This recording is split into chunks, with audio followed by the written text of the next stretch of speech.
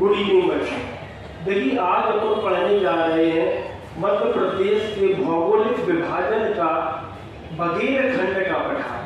इसका दूसरा नाम है पूर्वी पठार, क्योंकि इसको अन्य नाम से जाना जाता है पूर्वी पठार। पूर्वी पठार क्यों कहते हैं इस भाग को? आपको इधर मैप में दिख जाएगा कि ये मध्य प्रदेश के पूर्व दिशा में स्थित है, तो इसीलिए इसको अपन क्या कहते हैं? पूर्व का पठार या पूर्वी पठार भी कहते हैं, बघेलखंड के पठार को। अब देखिए स्थिति की बात कर रहे हैं अपन इसकी कि इसकी स्थिति क्या है।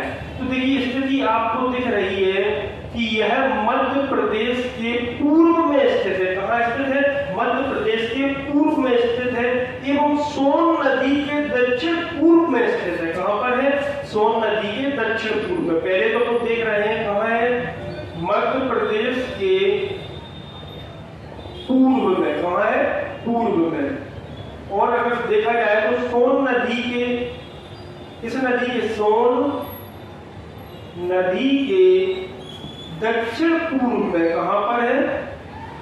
दक्षिण एवं पूर्व में स्थित है। समझ में आई ये बात?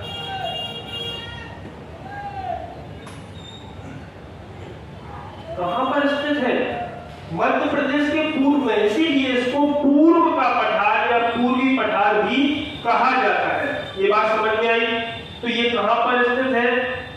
सोन नदी के दक्षिण। जैसा कि आपको पता है सोन नदी का उद्गम अमरकंटक के अनूपपुर जिले से होता है, उत्तर की ओर जाते हुए पूर्व में चली जाती है। तो इसलिए देखिए पूर्व में जाती है, तो इसलिए ये कहां है? उसका दक्षिण एवं पूर्व हो गया। किसका? ये पठार का। ये बात समझ में आई?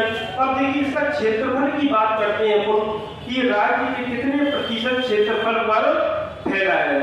तो देखिए क्षेत्रफल की बात कर रहे हैं, तो देखिए राज्य का सबसे छोटा पठार है। कैसा है ये? राज्य का सबसे छोटा पठार है। इंपोर्टेंट बात है, राज्य का सबसे छोटा पठार है जो राज्य के 7% क्षेत्र पर फैला है। देखिए आपको मैप में भी दिख रहा है कि कितने प्रतिशत क्षेत्र पर ये फैला है? 7% क्षेत्र पर फैला है। इसी को बघेलखंड या पूर्वी पठार के नाम से जानते हैं। ये बात समझ में आई? इसके बाद अगर हम बात करते हैं कि इस पठार का जो निर्माण है, कि निर्माण किस प्रकार की शैल चट्टानों के टूट-फूट या क्षरण से हुआ है, तो इसका निर्माण जो है वो गोंडवाना। कौन सी चट्टान है भैया?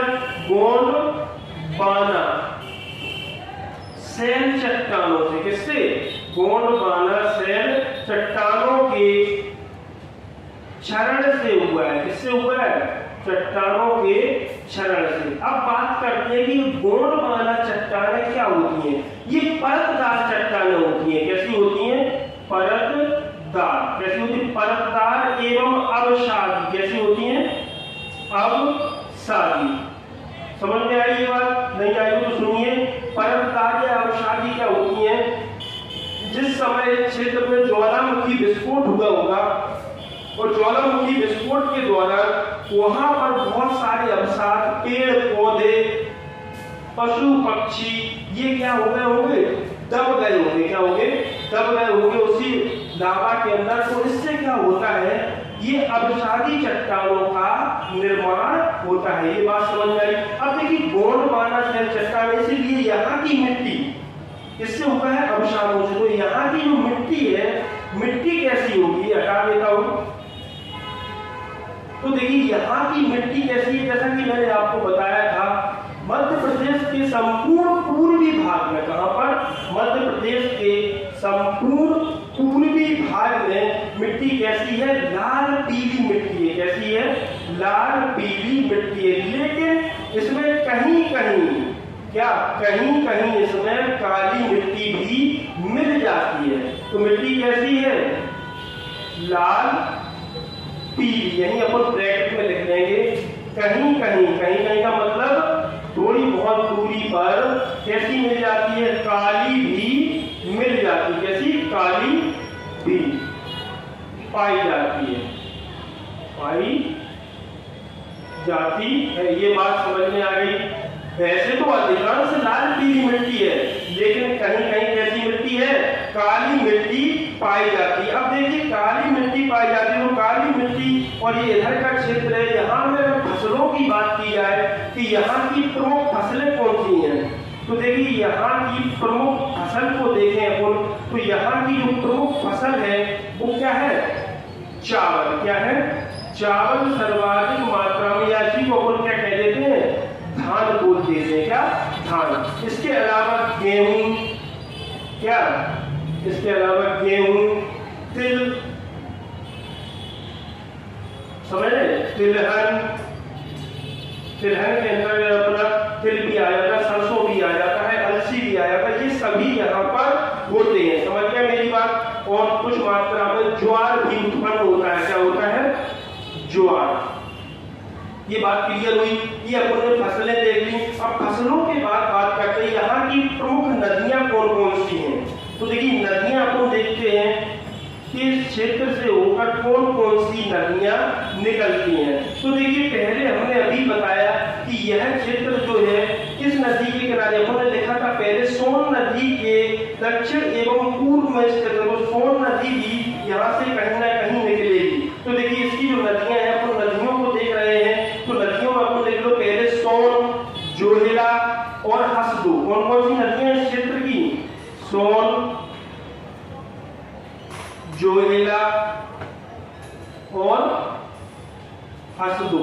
ये यहाँ की क्या है, प्रमुख नदियां हैं जो बघेल खंड के पठार से होकर प्रवाहित होती हैं, बहती हैं। समझ गए मेरी बात। ये क्या हो गई, अपनी नदियां हो गई। अब नदियों के बाद यहाँ वर्षा की बात करें तो वर्षा यहाँ पर कितनी होती है, तो यहाँ पर जो वर्षा होती है, अधिकतम वर्षा बात की जाए तो अधिकतम 150 सेंटीमीटर के लगभग यहाँ पर क्या होती है, वर्षा होती है। कितनी, 150 सेंटीमीटर यहाँ पर क्या होती है, वर्षा होती है। वनस्पतियों की बात की जाए कि यहाँ पर कौन कौन सी वनस्पतियां या पेड़ पौधे पाए जाते हैं। देखिए वनस्पति कहें या अपन पेड़ पौधे कहें, तो देखिए वनस्पति में यहाँ पर साल, सागौन क्या पाया जाता है, साल, सागौन, तेंदुपत्ता, तेंदुपत्ता, समझ ले, साल, सागौन, तेंदुपत्ता, बांस, ये आदि वृक्ष यहाँ पर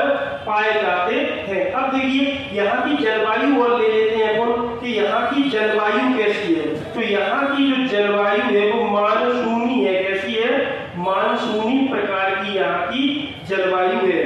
समझ गए, कैसी जलवायु है, मानसूनी।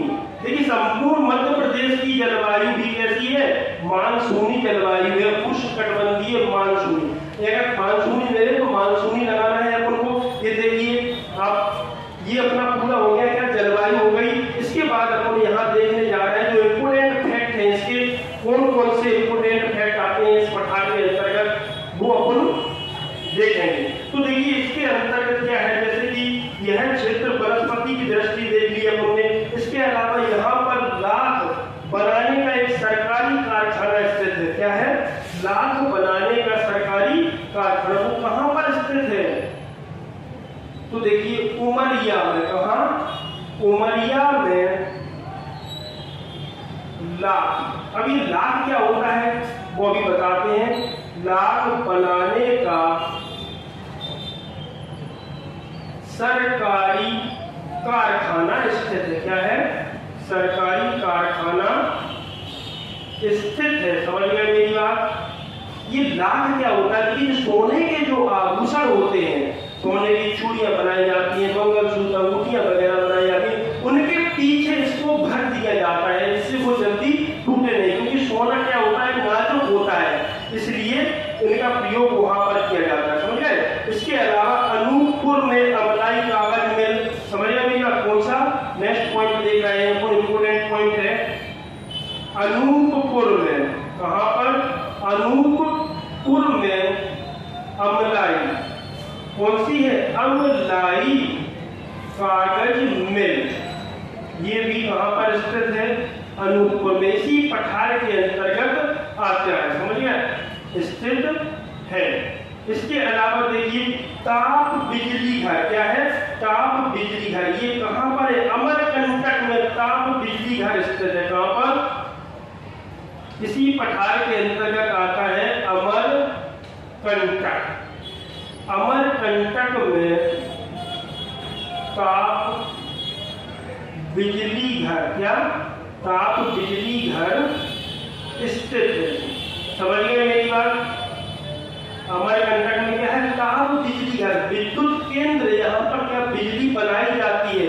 इसके अंतर्गत अगर बात की जाए कि कौन कौन से जिले इसके अंतर्गत आते हैं, तो आप देख रहे हैं वो जिले देखें कि इस पठार के अंतर्गत कौन कौन से जिले आते हैं। देखिए ऊपर ही हमने लिख दिए हैं, आप सोच सकते हैं। देखिए पहला तो अपना अनूपपुर, उमरिया, अमरकंटक, ये क्या? शहडोल, सीधी, सिंगरौली।